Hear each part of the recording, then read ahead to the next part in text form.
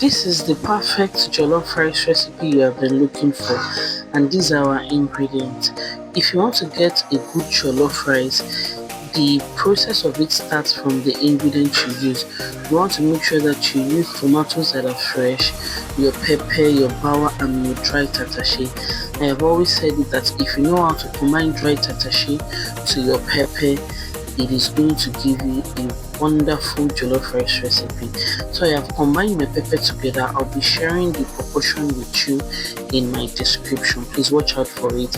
After which I blended my onions with a little ginger, and that's for extra flavor. So right now I'm cooking 13 dereca of rice. I measured vegetable oil to be 1.3 kg, and the pepper is going to be times 2 of it. This is my vegetable oil that I'm measuring, 1.3 kg for 13 dereca of rice.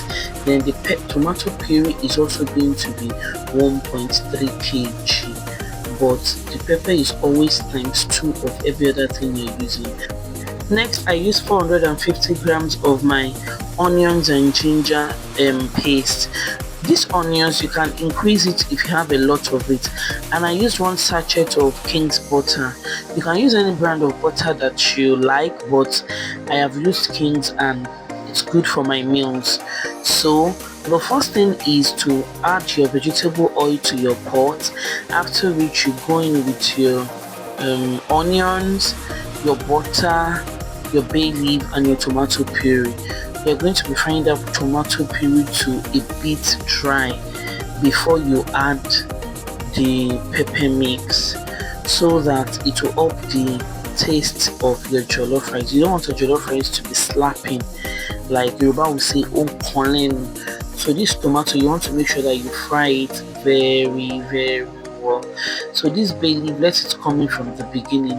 Okay, now as you can see, the pepper has fried, and then we are adding our tomato, our pepper mixture. This pepper mixture, I showed you the ingredient from the beginning. It contains tomato, rodo, bawa, and dry tatase, and you can add a little dry pepper if you want to. I usually use thyme for my rice, but I was out of stock for thyme, so I decided to go with curry masala. Curry masala is a combination of the thyme, the curry, the turmeric, and all that. So for me, it's best for my fried rice, but if you know how to use it well, you can combine it into your jollof rice too, and it's going to give you a perfect taste, but it should not be too much. So you can see, I'm moving camera closer so that you can see how this pepper is frying well. So right now we're going to be adding our water. I also have measurements for this water. I will be sharing with you in the description. Now the measurement for this water totally depends on the kind of rice you are using.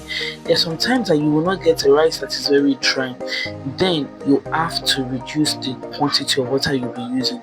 So, and there are some times that the rice is very dry, you follow this measurement. You see, this coconut, this kind of pot is what is perfect to get a correct Niger party jollof. So you can get a small one in the market if you're so particular about taste. Okay, so now our rice is coming up, we've added it, and another thing is, make sure that your water boils before you go in with your rice. This rice I'm cooking is for about 60 people. I used 13 dereca. So when you are doing measurements for your rice, you always have to add 1 or 2 extra dereca. Calculate it for burning, because jollof rice must burn. If you want to get a perfect taste, a perfect party jollof rice taste, jollof rice must burn. So always make provision for the one that will burn, so that you won't go and miscalculate.